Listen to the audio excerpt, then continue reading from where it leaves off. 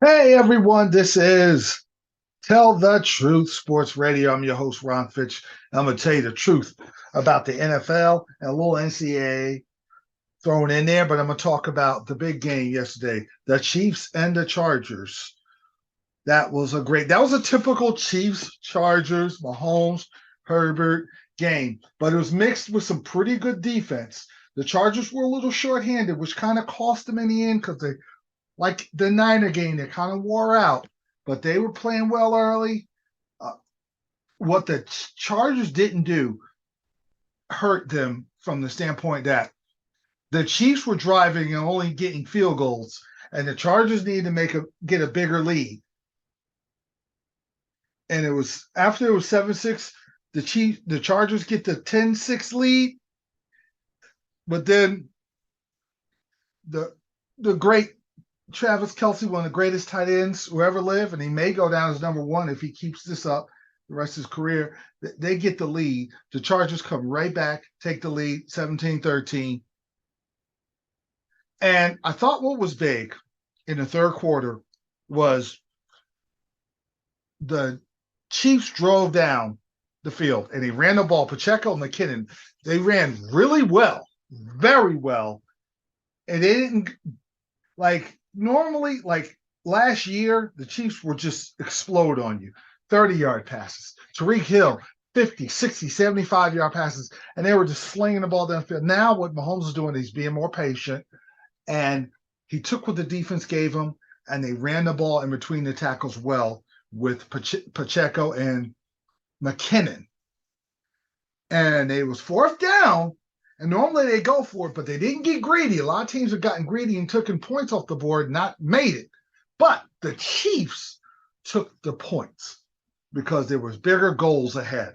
We can come back down here and get a touchdown. Let's get these points now. Get down. We're only down 4, which was big because the Chargers drove down the field, and the Chiefs. No, the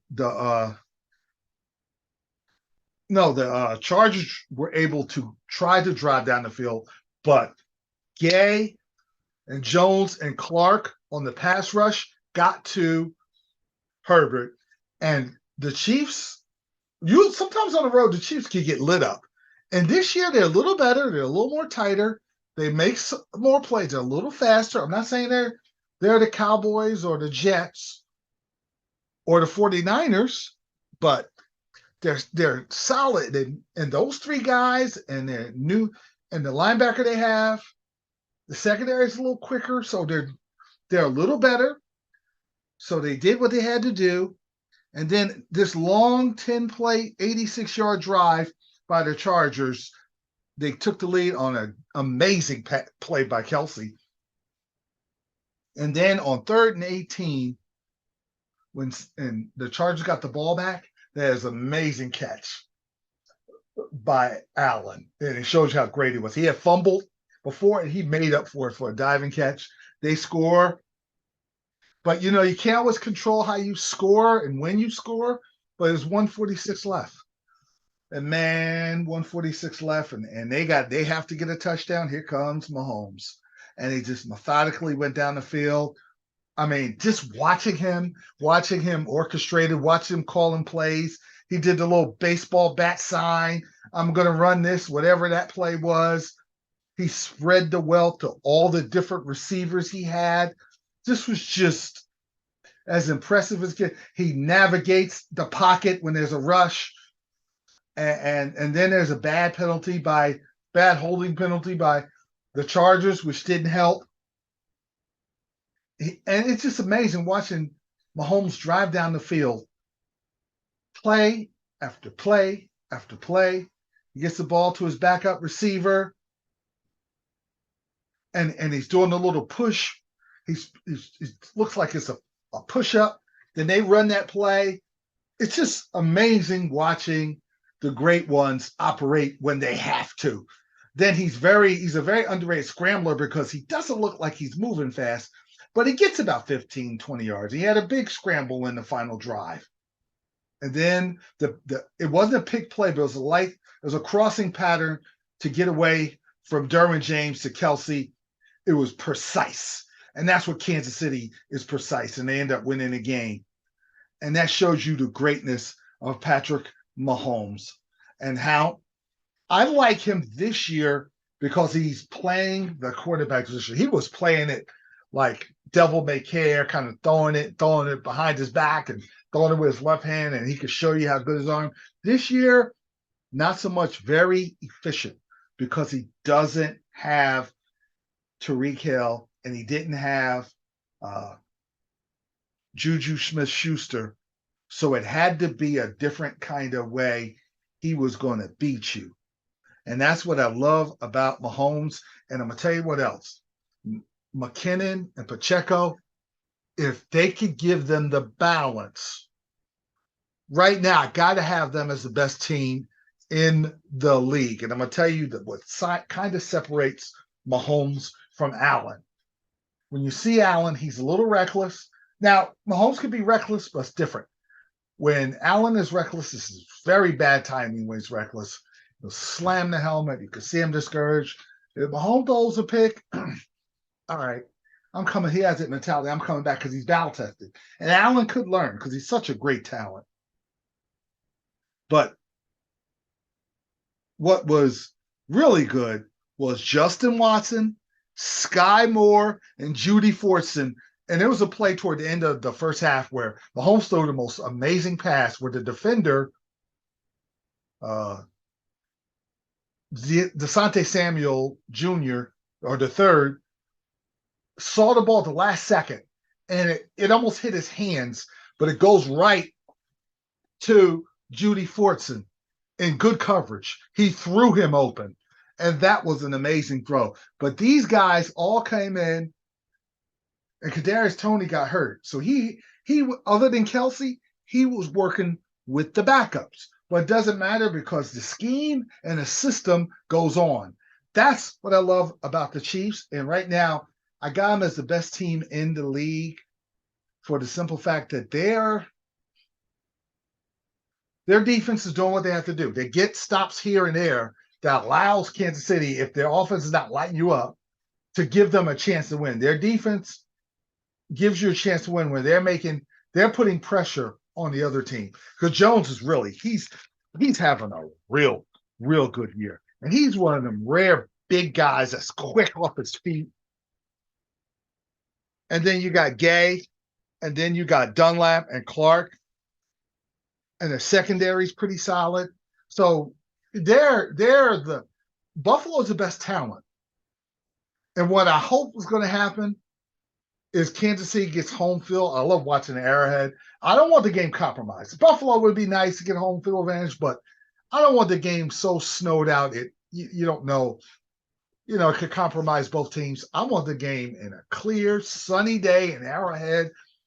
Buffalo having to come back, exercise those demons. Can Kansas City keep them off? That's great theater. Or does Tua come back to Arrowhead with Tyreek Hill coming back to Arrowhead, the villain? Can he get payback? So the Chiefs are in a good position. I want to say this for the Chargers before I go to my next segment. If everyone's healthy, they can make a run to the Super Bowl. I'm not crazy about their coach, but he's done a good job considering the fact that you don't have Bosa. So you don't have the extra pass rusher, but the other guys are getting it done, and Derwin James is a superstar. He makes things happen.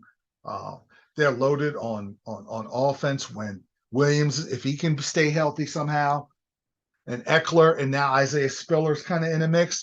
I like the Chargers. To make a run. If they're healthy, I'm going to tell everybody that's a sleeper team going toward the end of the season. Now, I was wrong with the prediction of the Chiefs and Chargers, and I was wrong about the Cowboys and Vikings. I said, I'm not sure if I trust the Vikings after a win, how emotionally high they would be, and they would be so high they would forget it they have to be focused on this game. And I said the Cowboys had a chance to make it. I said it'd be close either way. I wouldn't be surprised the Cowboys won because I figured they would be motivated, or the Vikings would continue and that would springboard them. And I stupidly picked the Vikings because they can't be trusted. I said, well, the Vikings will squeak it out. I do respect that the Cowboys are going to come to play, but I think the Vikings are going to come to play too. I was wrong. The Cowboys came to play like I figured, not playing this great, but the Vikings were so sky high on the Buffalo win that they didn't have the same fire and fight in this game, and the Cowboys annihilated them. And I just want to tell you something. The most important, maybe the best player on the team, okay, is Parsons. All right. The most important player on the only hope the Cowboys got to make a run to the Super Bowl is Pollard, Tony Pollard. You not because of how great a game he had this game. Look at how good he played against Green Bay. But look at this game. He had 109 yards receiving. And he rushed for only 86 yards. But I'm going to tell you what he does. It's the fear of him going ballistic. It's the fear of him taking a 2-yard run and turning it into an 80-yard run because of how electric and how fast he is. And now he's running in between the tackles strong. So now you could just use Ezekiel for the short yards. And one thing I did see about Ezekiel, when he got the ball, it was 3rd and 2. He was stopped, and he was so strong. He just pushed the pile to the first down. And that's a beautiful thing because Dak Prescott is great when the running game is great. If the running game is not great, he has a tendency to not be as accurate. But man, let me tell you, when they're running and Pollard's catching the ball in the backfield, it not only does he help the offense, but the defense, because the defense wasn't as great because Dallas couldn't get the running game. Pollard had some moments, but they couldn't get that whole offensive setup, the scheme that they like going, and it spilled into the defense, and he got lit up. The defense got lit up. But this game, Dallas got a lead. Now the Vikings can't run Cook. Now Cousins got to make plays. Now they could pin the ears back because now you don't have a running game. And now that pass rush is going to get to you. Parsons, not only does he had 2 sacks, not only does he put sacks on you, you got double and triple team him. So that's going to open the door for DeMarcus Lawrence, who's always going to get sacks. But now Dorrance Armstrong had 2 sacks. Dante Fowler Jr. had a sack. And they had 7 sacks. And now you're losing. Now you're getting sacked. Now you're punting. Now Dallas running. Now you're getting into vanilla coverages because you're so scared that Pollard's running on you. Now you either got to blitz, which opens up a screen pass for Pollard to kill you, or you got to play a vanilla coverage because you're so scared to run that now you're getting man-on-man coverage. So now it's easier to throw. There are easier lanes to throw for Dak, and ergo 40-3. Destruction of the Vikings. Now, all right. Let's pump the brakes because I'm pretty sure everybody say, man, they are just unbeatable. This team is going to skirt to the Super Bowl. I've done this before. Dallas blew out Washington. I believe it was last year. I said, listen, this is the most talented team on all of sports, more than Golden State, more than any other team, more than the Atlanta Braves. This is the most talented team in all of sports. Now, Golden State won, the Atlanta Braves won the World Series last year. But the Cowboys lost the first round. Right after I said that, they took a nosedive. They got beat on Thanksgiving, and then they just kept losing, and then they ended up throwing that game away against the 49ers at home in the first round when they didn't show up in the first half. So I just take a wait-and-see approach. I think they'll win Thanksgiving, but let's wait and see how this plays out. The Eagles with that big win on the road against the Colts. It's going to be hard for the Cowboys to catch the Eagles because they already lost the Eagles, and they'll probably beat the Eagles. But I think the Eagles will win that division. That means the Cowboys are going to have to go on the road. And you know the problem? What if Dallas has to come back to Minnesota? Now you got to beat Minnesota 40-3 all over again in their place. Now you're talking about an uber-focused Minnesota team that's going to be fired up. Because the coach said, this is a team that came in our building and beat us 40-3 the last time. Now they're back. and they're looking to beat us 40-3 again. So the Cowboys, they have to hope they somehow win the division, but the one thing that looks good, their defense is better than it's been because of the pass rush. Now, if they don't get home, sometimes you can kind of get after that secondary. But what good if the Dallas secondary is not as good as I think it is? It doesn't matter because the quarterback's on his rear end. So it doesn't matter what kind of secondary Dallas has when you can't get the ball off. You got 2 or 3 seconds to throw the ball, or you got to put all your tight ends and running backs in the backfield to make sure you're chipping Parsons. Now you don't even have as many receivers out in the pass to receive passes. So Dallas is in a good place, but I got to see more before I go all crazy. But Pollard's going to get paid a lot of money. Dallas is going to pay Pollard a lot of money. Pollard is the most important guy on this football team. I understand you might like, what about Lamb? What about Dak?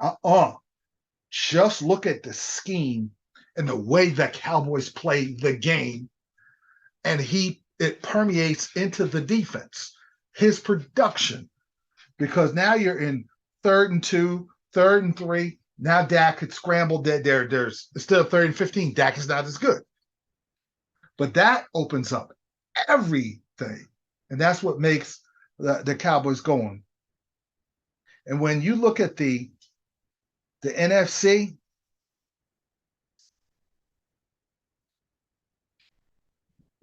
it's Green Bay's done after losing to the Titans. So all Green Bay could do at this point in time is just spoil seasons. I tell you who I wouldn't want to play is the Detroit Lions. The Buffalo better be real careful when Thanksgiving comes. That's all I can tell you. But if you look at the conference, the Eagles, if they don't slip up and have another bad loss, they'll be fine. They're not beating the Cowboys in Dallas. That ain't going to happen. Okay. But the Cowboys, at worst, will play the worst playoff division winner. You know what? Cowboys are going to end up playing the San Francisco 49ers. 49ers will probably win the division. I don't believe the Seahawks are going to win the division. They could still probably make the wild card. Or they could play Tampa. They're either going to play the Niners or Tampa. They're going to pay Tom Brady and Tampa back if they get it. If I see Dallas and Tampa in the first round, I'm thinking the Cowboys. Dangerous going against Brady, but I don't think this Tampa version is good enough to beat the Cowboys again. I think Dallas is going to get them this time. And then you got the Falcons. And you know what? The Lions could make a run. If the Lions could play like they did against the Giants, they could make a run. I'm worried about the Giants because they're one of the best coached teams in the NFL. They have injuries. They were thin. They're not the most talented. And I just, with that schedule they got coming up, at Minnesota, Washington on fire right now. They got them twice. You got the Eagles twice. It's just, they may come back to the pack a little. Now, how far they come back is going to let you know all you need to know about whether they're going to make it the wild card or not. Now, in the AFC, I want to talk about one game, Jets-Patriots. It was a great defensive battle. The Jets defense played good. The Patriots offense, they moved the ball, but they missed a couple of field goals. But the Jets, every time the Patriots moved the ball, they got a big sack because they have one of the best defenses in the league. Zach Wilson was horrible. And ever since he did the gritty a couple of weeks ago after catching a touchdown pass, he hasn't been the same. And he tries to throw the ball like Mahomes, but he's a Patrick Mahomes knockoff. Because of the fact that he doesn't have the poise, he doesn't have the maturity of Mahomes. He has the arm, but he didn't have any feel in the pocket whatsoever. Some of those sacks could have been avoided when he could have escaped the pocket, bought more time, but he took sacks and he didn't see the field at all. And he just looked like I know Belichick could confuse you, but he looked like a hot mess yesterday. And the receivers were a little mad. And now the coach says, I don't know if I'm going to play because they want to make the playoffs. They have a Super Bowl ready defense, but their offense is not ready. And now when they lost their running back, their top running back got hurt. They got nothing in the running game. New England ran it a little bit. That's why they moved the ball. I believe the Jets only had 2 yards offense total in the second half. It was a disgusting. And then the punt return, they punt the ball to the sideline, and they still give up the punt return touchdown, which is ridiculous to end the game. That was a Jet loss. That was vintage Jets to let Marcus Jones go 84 yards at the last second of the game and lose. That was just, and to avoid being the same old Jets, they have to. This is going to be, some losses are hard to recover. This is going to be hard to recover because of the fact that, see, Dallas losing, they still have their talented team intact, and they could just say, okay, let's play better. Buffalo, horrible loss, but they got Allen and all those dudes. Jets, bad loss. Now this quarterback uncertainty because of how bad he was, and he was clueless. And he's poor in the pocket. And he makes dumb decisions. He should have, the ball McCourty should have had picked off. He didn't say, I was all right. It wasn't wrong, nothing wrong with me at the press conference. And I think that's their coaching staff looked at it and said, nah, you know what? Maybe we'll go in a different direction. And they didn't commit to Zach Wilson next week. You got Chicago, who's scoring a little better, at Minnesota, at Buffalo, a hot Detroit, Jacksonville at home, at Seattle, and at Miami. Ugh, yuck. This is not lining up well for the Jets. Now, as far as the AFC, like I said, the Chiefs are at top number 1, and they got an easier schedule. After the tough games they played and won, the Dolphins still have the Bills. The Bills and the Dolphins in Buffalo will probably decide the division, and the Titans are sitting there. But the Titans lost to the Chiefs. That loss in overtime is horrible. If they win, they're sitting pretty with the home field. But you know what? If they do have to go back to Kansas City, they will have Tannehill, who I don't trust, but he's better than the rookie. And you know what? There's a lot of demons that have to be exercised in some franchises. The Miami Dolphins, because they haven't won since 73. Ryan Tannehill and the long history of the Titans/Oilers for 28-3, 35-3 game against Buffalo, and all those playoff losses. Tannehill last year imploding at home with home field advantage, imploding against the Chiefs a couple years ago. The Buffalo Bills, and last year, 16 seconds, and the 4 Super Bowls they lost. The Bengals getting close and never coming through, blowing leads in Super Bowls. Of course, the Jets. There's not enough time in the show to talk about the Jets. And the Chargers, always getting in the playoffs and always losing, never coming through when it matters.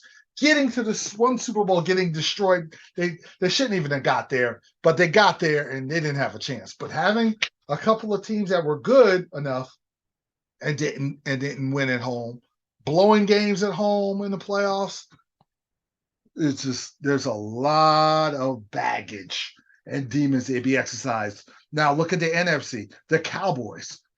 They haven't won since '95, and it's been bad fortune, injuries. The catch that should have been called, not showing up in the first half against the 49ers. Dak not coming through when it matters. Dak not showing up against the LA Rams in the playoffs. So there's a lot of baggage, and they have enough talent to get there. The Vikings, the 4 Super Bowl losses, the bad loss to the Saints when the cornerback took a bad angle, all the losses they took in Philadelphia, the missed kick by Anderson, who never missed a kick in '98 all year, only missed a kick that would have gone to the Super Bowl with Randy Moss's teams. And the Seattle Seahawks, bad Super Bowl performance, they never recovered. And the 49ers, with the 5 Super Bowl rings, as great as that franchise is, says they haven't won since '95, and I'm gonna tell you, the bad losses that they had with Garofalo, the bad loss in the Super Bowl when they had the 10-point lead, the bad loss when they had the lead against the Rams, the chance they had when they had Kaepernick and they don't run the ball at the goal line against the Ravens. So there's a lot of demons that have to be exercised. The Philadelphia Eagles, not so much, because they did win recently.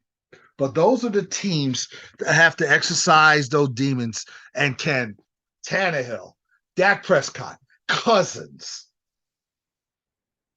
and Allen, and guys who have come up a little. Allen was good last year, but have come up a little short in some big games.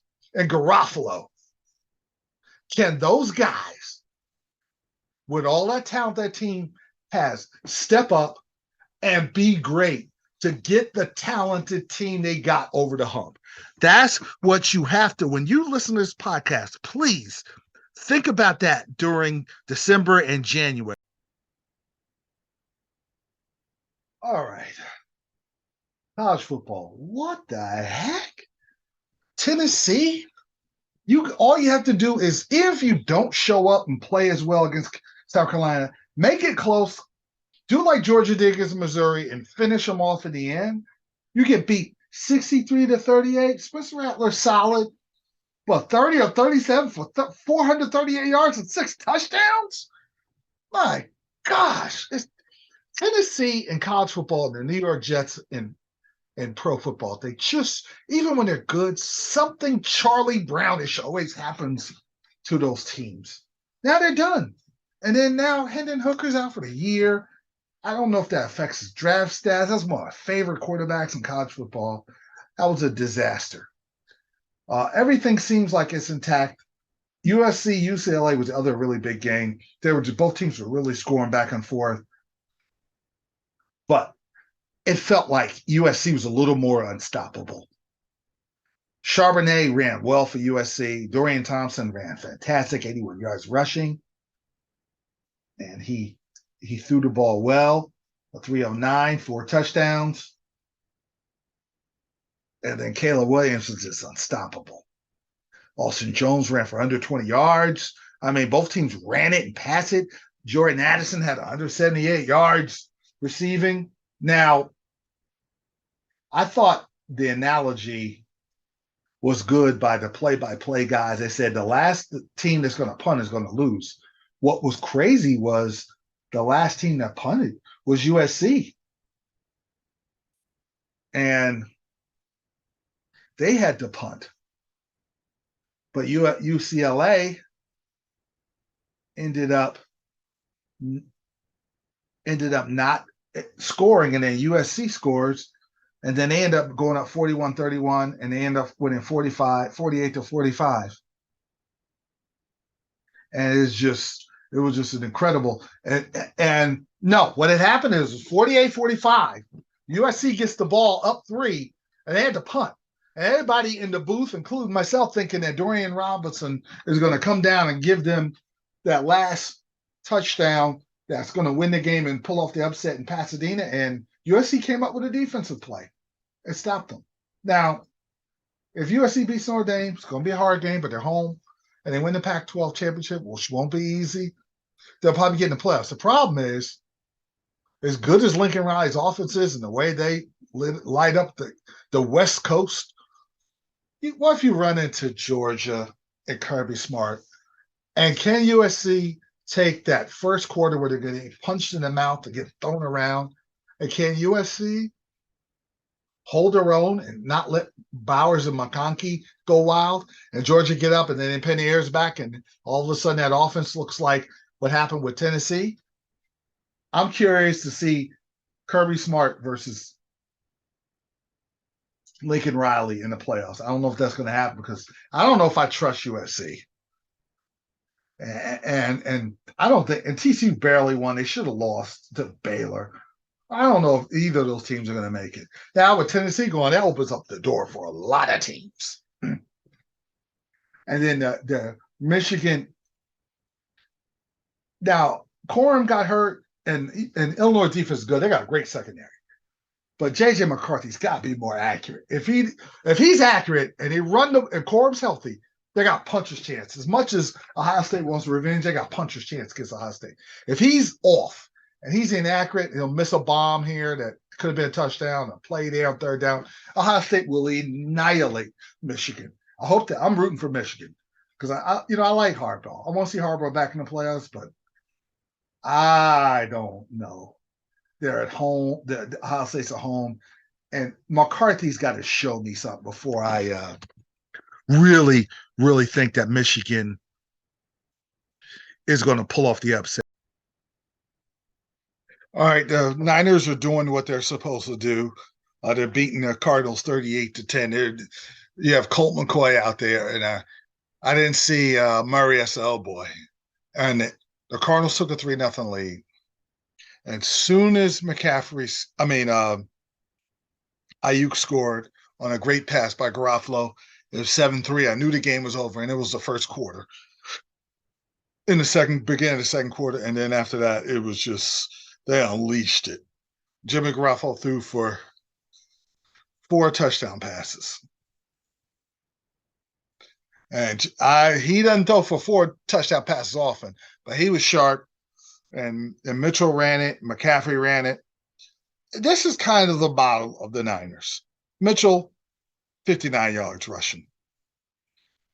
McCaffrey, 39 yards rushing. And Deebo Samuel, 37 yards rushing. Well, actually, 39-yard run. And that's what they do. They just gash you.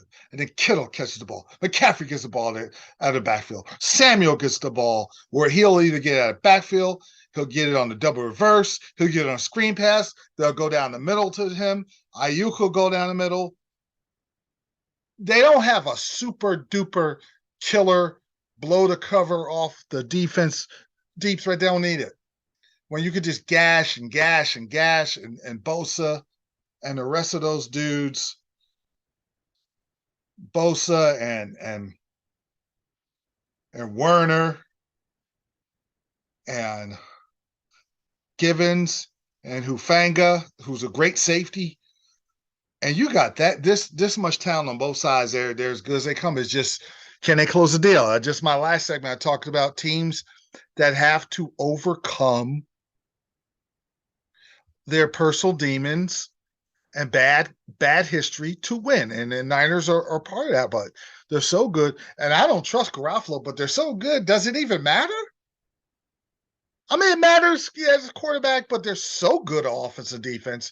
And Garofalo, he's not going to throw you 4 touchdowns, but as long as he doesn't mess things up, they're good to go. I hope that they play Dallas in the first round. Super talented. I don't know if I trust quarterback versus super talented. And Dak, who is really good. I kind of trust him versus Garofalo, I don't trust. But they're both super duper talented teams. I loved when they played the first round last year. And they always play tough games in playoffs in their history. And I hope it happens again somehow.